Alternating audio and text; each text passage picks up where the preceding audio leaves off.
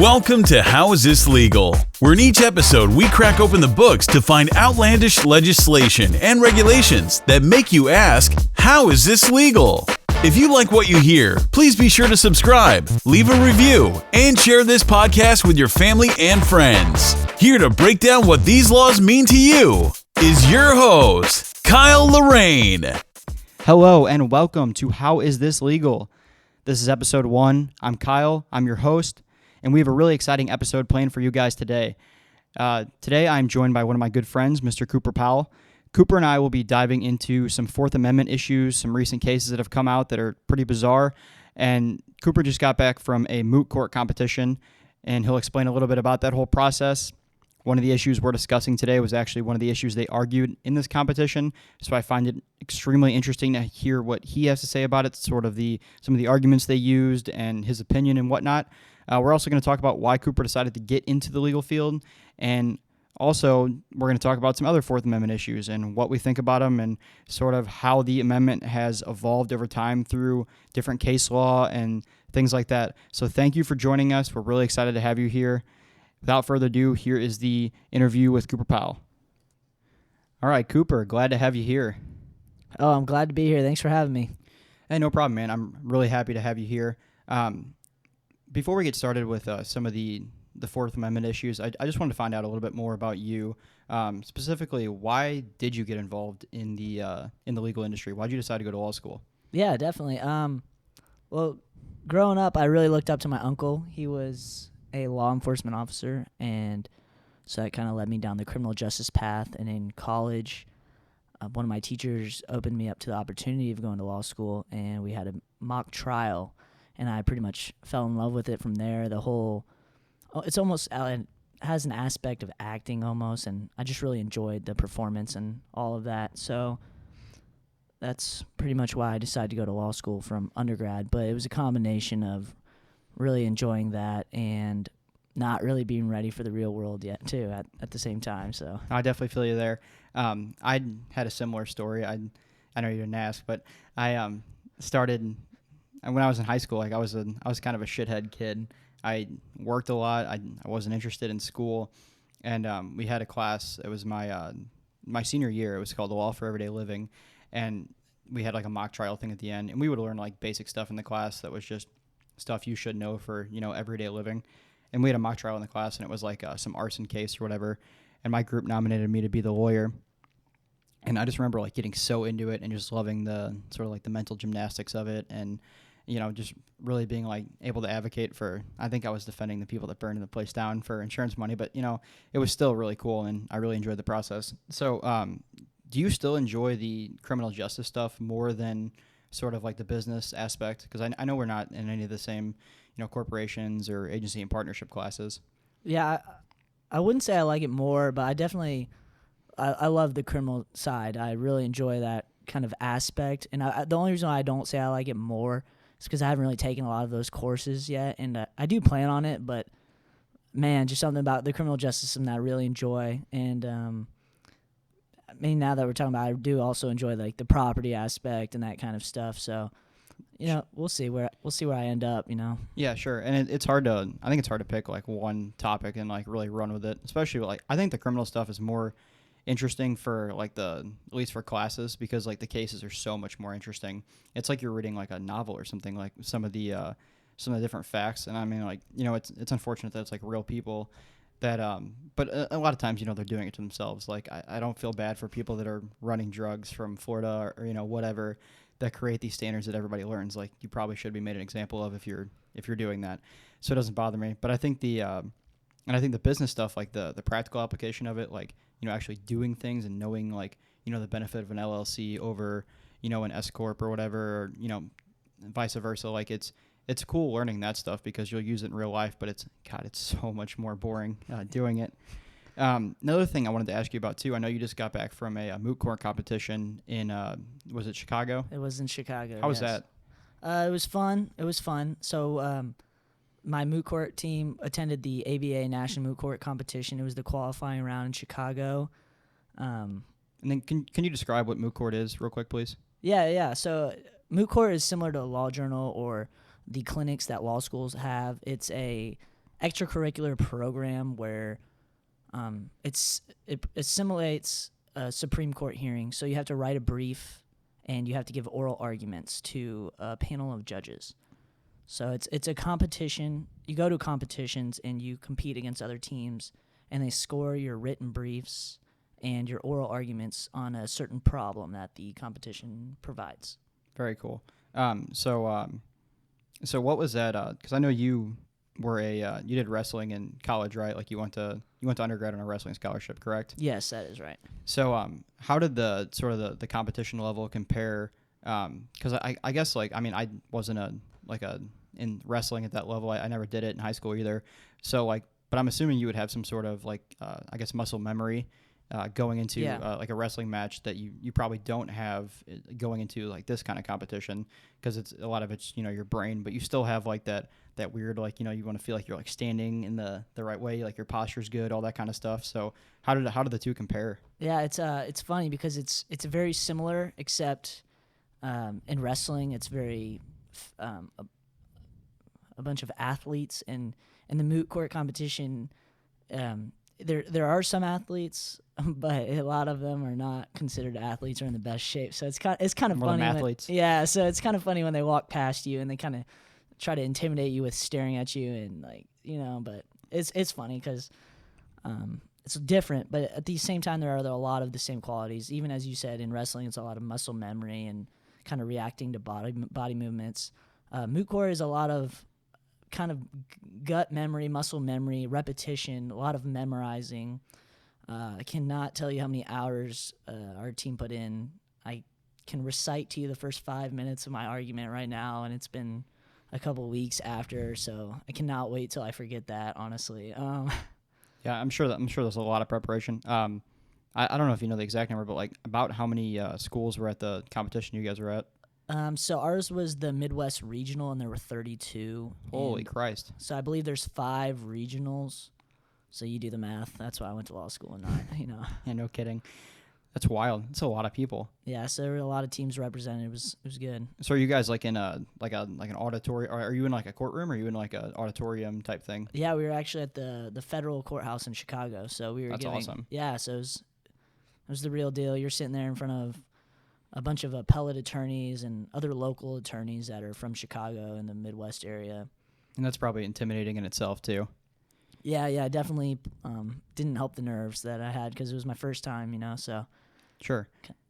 What was your guys' problem for this one, or what were you arguing? Mm-hmm. Yeah, so our issue was broken down. We had 2 issues. The first was whether the Americans with Disabilities Act requires law enforcement officers to make reasonable accommodations for individuals with disabilities, and that the officers know that they have those disabilities before the scene is secure. So an arrest situation that could be potentially harmful to the officer. So it's pretty interesting. It was based off of a recent case from 2015 in which the Supreme Court dismissed the case because of an attorney error. Well, at least that's my opinion, right? So I probably agree with you on that. Yeah. Can you just one more time go over what the facts and stuff of that case, because it's pretty bizarre. Yeah. Sorry, my bad. No, you're good. Do you want the case that it was off of, or the problem of the Moot Court competition? The problem that was off that you did for Moot Court, pretty similar, isn't it? Yeah.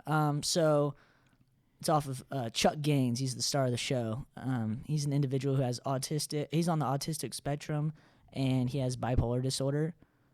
And he was, well, let me take a step back. A couple days prior to the incident, there was a robbery at this house, or burglary, I apologize, at this house, and this lady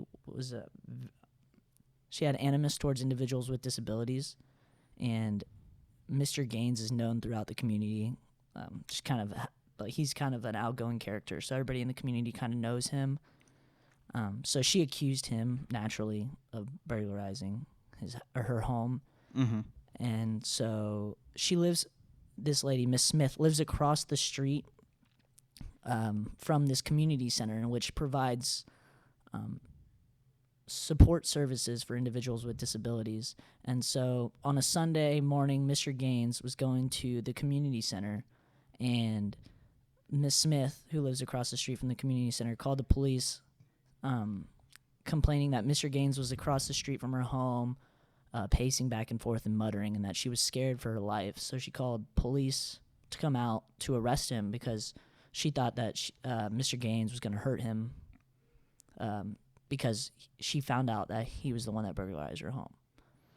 So officers arrived to the scene, talked to Miss Smith, and went and confronted Mr. Gaines, and the situation kind of escalated with Mr. Gaines not being able to communicate with the officers properly. And it got to a point to where officers asked Mr. Gaines, he had a baseball bat at the time, officers asked Mr. Gaines to drop the bat. Mr. Gaines dropped the bat, and among other things, officers asked Mr. Gaines if he had any other weapons, to which he said, "Can't tell you." So that's when, the situation kind of loosen your collar there for police officers, and because we all fear for their safety. But at the same time, Mr. Gaines said, "Can't tell you," and the officers tackled, tased, and arrested him.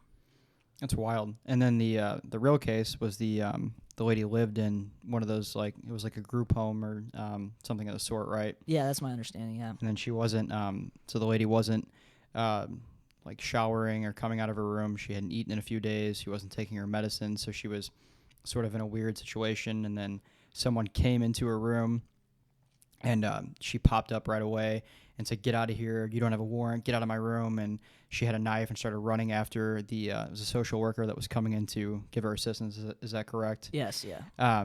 So then they called the police, and the police came, and they entered the room once. She did the same thing to them, ran after them, so they quickly ran out, closed the door, and then they called for backup, sent the social worker down the stairs or to the front door to let the backup in. And before backup arrived, they came in a second time. The officers entered into the room a second time and said the same thing, like, "We're here to help you. Please put down the weapon." So she advanced towards them again. So they sprayed her with pepper spray. And then one officer shot her like twice or three times. And then another officer shot her, was it twice or three times? Yeah. I think it was like 5 shots total or something, right? Yeah, I think she took 5 shots total. So she gets 5 shots total to the chest, center mass, and then a third officer came in and like kicked the knife out of her hand. So, I mean, the situation was fully, like contained. But I think the biggest problem I have with that is like, and the court in the real decision was saying that, a reasonable officer wouldn't have to determine what their disability is or how to accommodate it in that type of situation. But I don't know how you feel about this, but I thought it was just kind of a sort of a ridiculous, like not necessarily the officer's fault, because I can understand like if somebody's running after you with a knife and you can't reason with them, like I do understand that. But on the same note, like they went into the room a second time because they claimed an exigent circumstance because they thought there probably is a fire escape that she would escape through, that they weren't sure. And it just seems kind of strange that they called the police officers in the first place, the social worker did, because it just seems like from like a top-down sort of perspective that it would be better to call, like the one deputy said it would be better to call an FBI hostage negotiator, or like wouldn't you think it'd be better to call someone that like is trained in mental health to like sort of talk this person off the ledge? Like she's not like stabbing anyone, she's not a threat right now, she just has knives in her room, and like she's not in a good place. It seems like there'd be a better way to sort of resolve that, don't you think? Yeah, so first off, that is City and County of San Francisco versus Sheehan that we're referring to. Mm-hmm. And yeah, that was pretty much my entire argument at the Moot Court competition, was this idea that officers should be properly trained to be able to reasonably accommodate individuals with a known disability. And I think the big thing here is reasonableness, and the individual has a known disability. I think those are two factors that are in both of these situations that were present, and I think that they should play a larger role in the situation. To me personally, I think Sheehan is completely the case where the real case, yeah. Yeah, the real this case. Is the real one. Yeah, so where she was shot 5 times in the chest, I think that is completely avoidable. I don't think there was any need for that. While there were some situations that did get a little out of control. She had a knife. She verbally stated that she would kill an officer. So I had to believe that part out. So I can see, I definitely can see how officers were in fear for their life. Now, back to the training issue. There is a program called, it's a CIT training, so it's, let me see if I can remember it. It's Crisis Intervention Team training, and it was modeled it was created in Memphis, I believe. But We'll roll with it. Yeah, in Memphis, and during about the 80s or 90s, and it's the CIT training, and it is actually proven to reduce the injuries of officers by up to 80% in response to a mental health crisis. So I definitely agree with that opinion, which the officers weren't the best people to call in that situation, but I think the officers were if they were trained, or that county or community had a properly trained unit, kind of like an FBI hostage investigation. Yeah, I'll agree with that. I just think so maybe stipulate it like these particular two officers weren't the best because they didn't have that level of training to be able to reasonably accommodate this person, which it just aggravates me so much because it's there's so many it just seems like mental illness is sort of overlooked especially in our country. Every single time that there's one of these types of situation, it's that's the sort of the last factor to be considered, but that's sort of what's driving this individual. If she was of sound body and mind, then she wouldn't be doing these kind of things. So it seems like there should be more of an emphasis on figuring out, what they could do to help her, as opposed to, just sort of stopping her and subduing her. Because I guess after they left the second or the first time was a real I have a problem with that because she didn't have a gun, so she couldn't have shot through the wall, but she just had a knife. So it seems like there should have been some sort of other steps taken, or at least they didn't even wait for the backup; they just busted in the door again. So it's the backup was almost, you could argue it was a way for them to get that lady out of the situation, so they could be all right, let's deal with this psycho and get on with our day. I don't know. I'm not trying to put words in anybody's mouth, but I mean, when you read the opinion, it really does seem like that, even though the Supreme Court had the cops back. Yeah, and I feel like you're definitely. I feel like we're going back and forth on this, but at the same time, officers have to worry about the individual's safety too. So it's not just about the officer's safety, the officers or the individuals around them. So yeah, she didn't have a gun, so she couldn't shoot through a wall, but she had a knife, and officers are required to contemplate that individual's life. So the potential of her harming herself was definitely on the officer's mind, I think, in that situation. But I totally agree with you. Once officers enter the room, exit the room, come on, guys. We need to do something here. There's something, 18.2% of people in the United States are diagnosed with a mental disability. So there needs to be some type of proper training. I know I talked to my friend who is a law enforcement officer at the Sanford Police Department, and they actually require training at the what do you call when they go to training in the beginning? The academy? Yeah, the academy. Yeah, so they require so many hours of training on specifically dealing with individuals with autism or general disabilities. So I thought that was pretty interesting. Yeah, it's definitely a step in the right direction. It just sucks that that was only 3 years ago, and it just kind of blows my mind that stuff like that still happens. It almost seems like the witch trials, if you throw them in and they can't come back up, then they're obviously a witch. It's crazy. But I mean, I guess that's the you do run the risk of that happening though by calling the police. So it's really hard to sit here and blame just the police when I feel like the social worker should have had the common sense or the prudence to know they're probably not the best people to call, because police officers are busy. They do have a lot of stuff going on. They are trying to save lives and stop crime in other areas. They serve a very legitimate purpose, not arguing that. But it seems like there could be someone else, or maybe even someone else she worked with, that would be better to sort of help this lady, because the idea was they were trying to get her to a secondary location where she could get more help, or at least have an EMT there in case the situation turned into what it did. Yeah, I still think the officers are the best people to call. I just think if they were properly trained to assess the situation, or the city and county of San Francisco had a CIT unit that they could have, had arrive at the scene, because judging from the call, it wasn't like they didn't know what they were getting into. They knew what they were getting into. They're going to what was it? It was a shelter. Or it was some type of mental.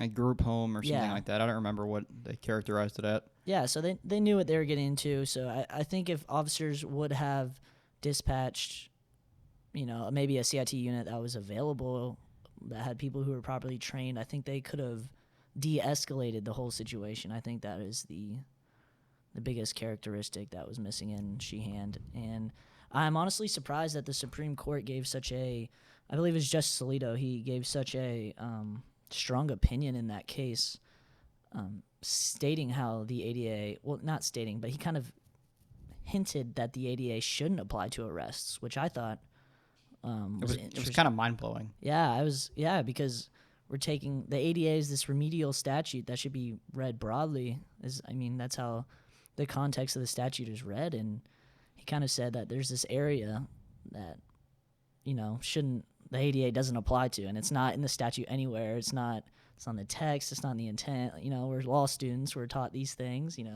Yeah, and it's like the claim that they ended up agreeing with the police officers on was qualified immunity, right? Yeah. So I may be incorrect, but so there were two claims. It was the Section 1983 claim, which is the civil rights claim for excessive force of police officers, and then there was the ADA claim. So there were two different claims, and the ADA claim was dismissed because the city and county of San Francisco said that the ADA does apply, and the Supreme Court was not happy about that. So because that was never decided before, so they wanted to have that established before they answer that case. And then the Section 1983 claim, the officers fell within qualified immunity. So yeah. Yeah, which was I can understand the I guess like the policy point of it, because like I know the Supreme Court has a very strong interest, especially Alito, and because he wrote the opinion, but obviously he's not deciding it by himself. And Scalia dissented in that one, which like blew my mind, but for different reasons. We'll get there. But the I guess they have a very strong interest in there's been a lot of cases where they've said that they have an interest in ensuring that police officers can do their job freely without inhibitions isn't the right word, but without roadblocks in the way, to be able to bring justice and help people and stuff like that. Which I do agree with as a policy point, but it's like it just seems like it needs to you need to draw the line somewhere, because there's a lot of the controversial where police officers are using excessive force, and it's you see it in the camera, and it's clear that that's what are you doing, because I think there's a lot of people that become cops that they're on a power trip. Personally, that's what I think. Not every single one, but I think there's people that get into the system that get into it for the wrong reasons. Just like there's lawyers that are in it for the wrong reasons, because they feel like they're going to have a position of power and be able to assert that over people and stuff like that. So I think when you give someone the power that doesn't need it, that's when you get those type of situations. But if you have a system like you're saying, where you have the training to better assess the situation, you have the you have the mental health training, stuff like that, that's when you can start seeing some real change. But I can't help but think none of it's going to work unless you have if you have someone that's going to ignore it and still escalate the situation beyond where it needs to be anyway. Yeah. So I can understand where the court's coming from, though, because they're not going to. It's going to be hard for the court to make a decision that does make it more difficult for the police to do their job, because it's the police are working sort of hand in hand with the justice system. They're one of the central components of it. Mm-hmm. Yeah, so I think it's it's a very valid point, trying to find the proper balance between the rights of individuals with disabilities and the safety of the public at large, because there's no doubt that individuals, I believe it was in Nashville, where an individual acted like he had a disability, and he didn't, just so he could injure officers and other people. So wow. Yeah, so it's crazy to think. So then you get the other side of it. It's people using that for the wrong reason. Wow. Yeah, so you have to it's trying to find this balance of people's rights and the police having the ability to protect individuals. That's got to be such a terrible job to be a Supreme Court justice. You have so much power, but you can never make the right decision. Never.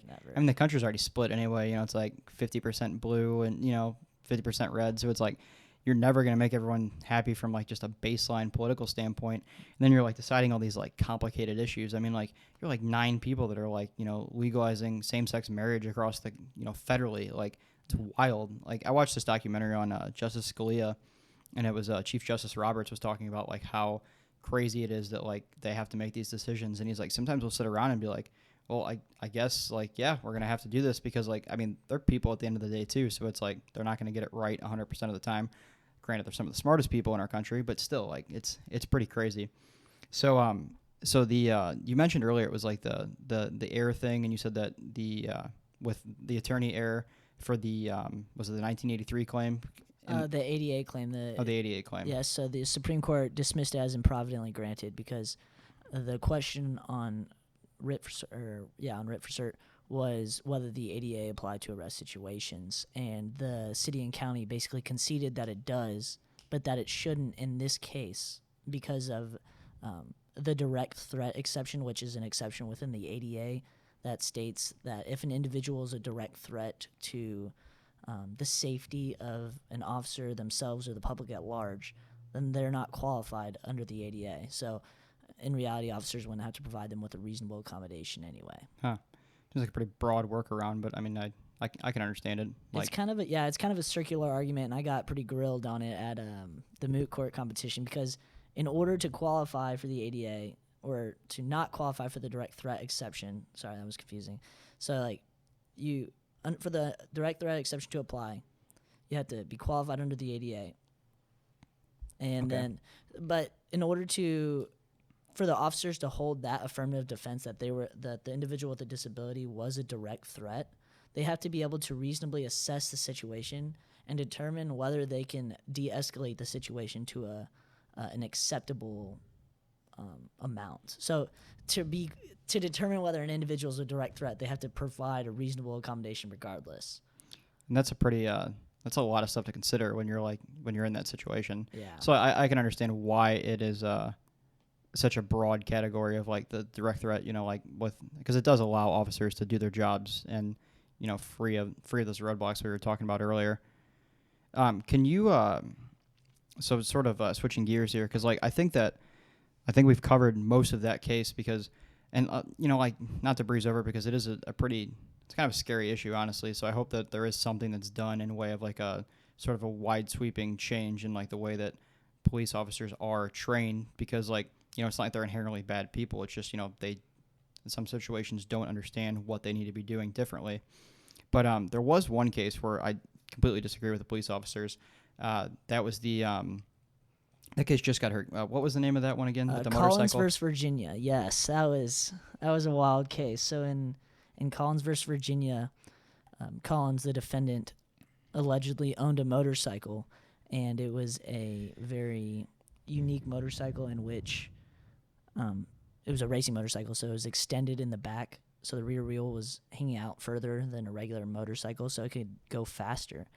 And this motorcycle was not caught, actually, that's the problem, but eluded police officers on 2 different occasions with an individual in Timberlands, jeans, a black jacket, and a black helmet. So the same individual, 2 different occasions, eluded police officers on this motorcycle. Officers saw a photograph of that same motorcycle at a residence, and they went to look at the motorcycle. The motorcycle was parked up next to the house and under a tarp. So officers walked up the driveway, flipped the tarp up, ran the VIN number on the motorcycle, and determined that it was the motorcycle that eluded them. So the whole issue was whether the Fourth Amendment allowed these officers to search within the curtilage of the home or the area right next to the home, which receives the same protections under the Fourth Amendment from search and seizure without a warrant. And naturally, any search without a warrant is unreasonable under the Fourth Amendment.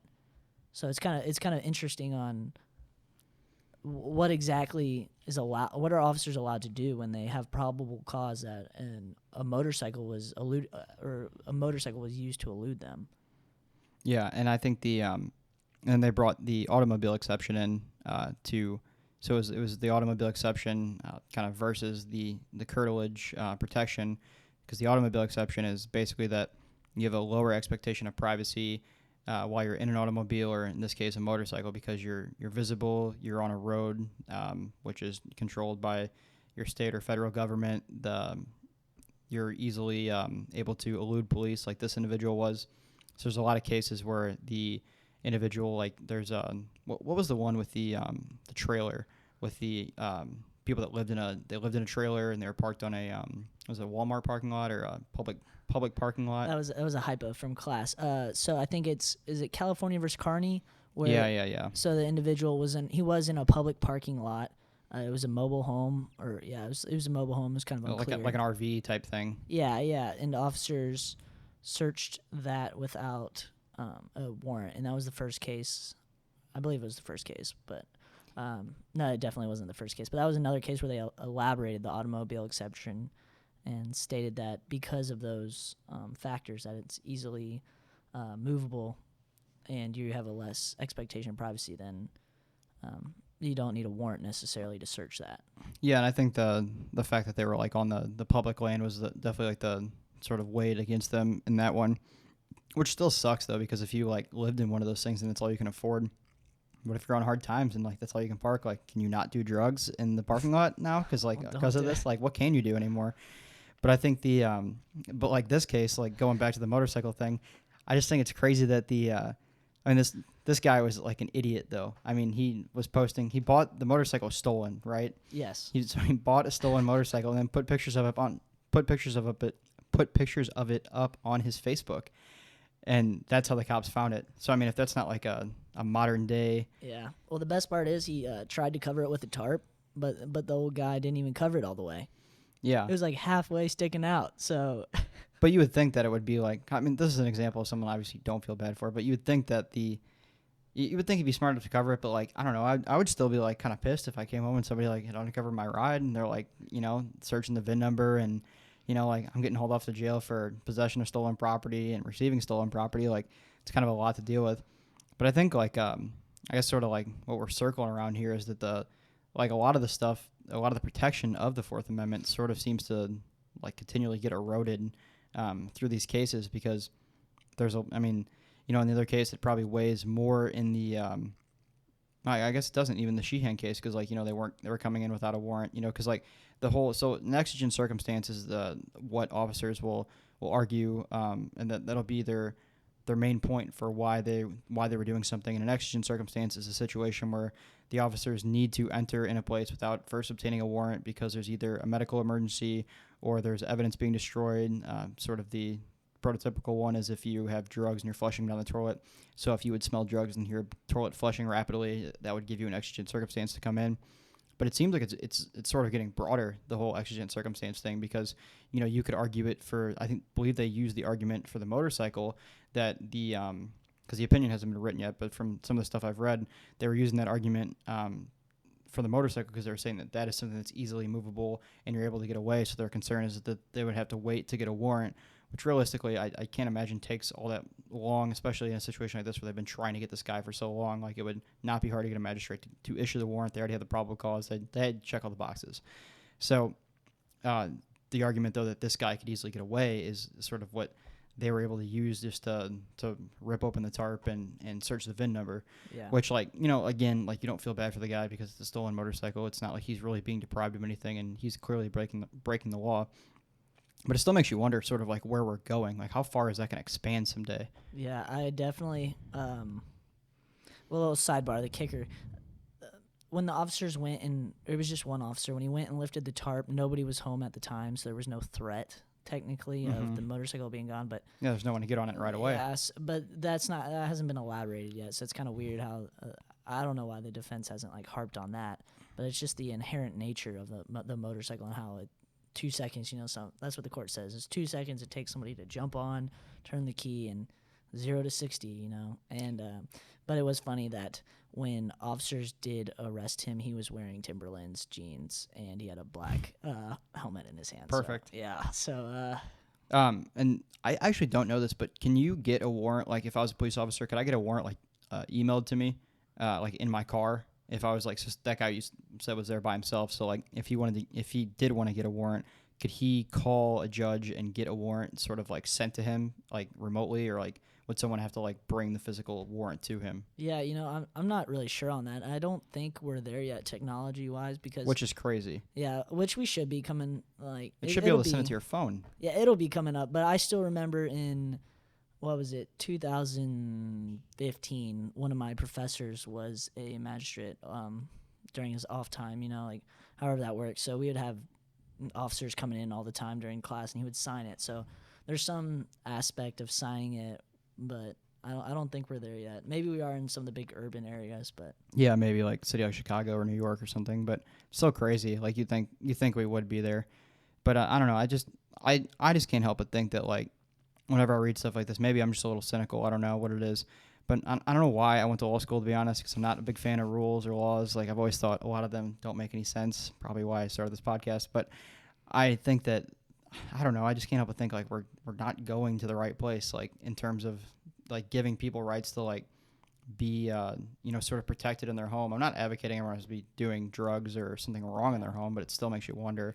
yeah, it's weird because it seems like we're getting a lot of exceptions to these very foundational rules that we've had since this country was built, and one of them is the Fourth Amendment's right to unreasonable search and seizures, where we were fearful that the government essentially will come and take our land or be able to search through our land, and guess what's happening now? If the court does find that the automobile exception allows officers to search cars or search for cars within the curtilage of the home, that is a complete erosion of the Fourth Amendment to any area, and pretty much goes against Florida versus Jardines, where the officers were sniffing the marijuana out in front of on the front porch. Mm-hmm. It completely erodes that opinion, because officers would essentially have this right to search for cars now, based on the fact that they are easily movable. Yeah, I don't know about you, but my folks' house doesn't have a garage because they have a smaller home. So there was like a carport, which would still be in the curtilage. It wasn't a garage. And they built that into like a living room. So like we always just parked in the driveway. But I mean, like, that's a lot of people. Like I don't know. I mean, there's a lot of people that have garages that don't even park in them. And then it makes you wonder too. It's like, if you can search an automobile within the curtilage, what I think they made this argument, or I'm pretty sure it's one of the arguments in the motorcycle case with the Collins v. Virginia. But I think that the argument was that if you can search cars in the curtilage, what's to stop you from doing it in the garage? Yeah, exactly. So it's essentially this right to search for a car, because in this case, the motorcycle was under a tarp. So essentially it'd be the same as a car in the garage. Like you open the garage, you lift the tarp. You just move a garage door, which isn't Yeah. really much thicker than a tarp. It's just metal. Yeah, like yeah. thin metal. So I, what do we know? We're just in law school, so we don't really know that much. But it would really blow my mind if the court found that this was allowed, because honestly, you have no right to your vehicle anymore then. Yeah, and you know what makes me wonder too is like if you get into the whole like self-driving cars. Ooh. So what if they want to bring someone in and then the cops like can key a code in and you're driving and all of a sudden it's driving you to the police station? Like we're not that far off from that though. Like No, I mean, no. we have they already, what is it, what is Google's company with a W that has the driving cars? It's them, and then Tesla I'm sure is gonna have one before long, and Uber probably will too. It's like we're so close to that happening with either the self-driving cars or them just being able to like remotely ping your car and have it drive itself to the police office or to the station so they can search it. It's just wild. And like and with like all the technology cars and stuff have, like it's probably not gonna be long before they have like, I guarantee once they start driving themselves, they're probably gonna have cameras in there so like idiots can FaceTime when they have their car driving down the road. And and it's like, how long until a cop can get into that and then see you doing drugs in your car, and then whoop, whoop, your car is taking you to, it's locking the doors and it's taking you like that bait car show. That'd be crazy. I don't know. So I guess that's just some of the concern I have, because like we're moving so much closer into sort of the technological age with things like this, and it's like it's sort of like where does the Fourth Amendment match up? Because it seems like which I find it interesting too, because like I don't want to get into it too much, but the whole like Second Amendment because obviously, like with that tragedy in Florida, there's a lot of conversation about like should we be changing the Bill of Rights specifically the first 10 amendments, like should those be changed? And there's always the concern that like if you change one of them, then it swings the door wide open for you to maybe take away freedom of speech or to get rid of the Fourth Amendment, and you don't need a warrant to search anything. And it's and there's some merit to that argument. I don't know if I agree with all the parts of it, but I think that there's certainly an argument there. But it seems like that we're because like it's very easy to argue to take the guns away because that is like potentially one solution. I don't think it's the best solution, but it's potentially like one solution in a lot of people's minds. And if you went through this, you would think that too. That this is a way to stop these from happening. But I think that the Fourth Amendment gets stripped all the time, and nobody really cares. We don't think twice about it, and I think there's much less sympathy for it because it generally affects criminals, and the criminals are the ones that are upset about it and that are arguing that it's being stripped away. But like aside from people that are reading this stuff every day, like law students or lawyers, nobody cares. Yeah, that's a good point. Like, not a lot of people even know about a lot of these laws. It's like I didn't know about most of these laws, and I was a criminal justice major in undergrad. I had no idea. Yeah, I didn't know. I didn't realize that the Fourth Amendment was so like case law intensive.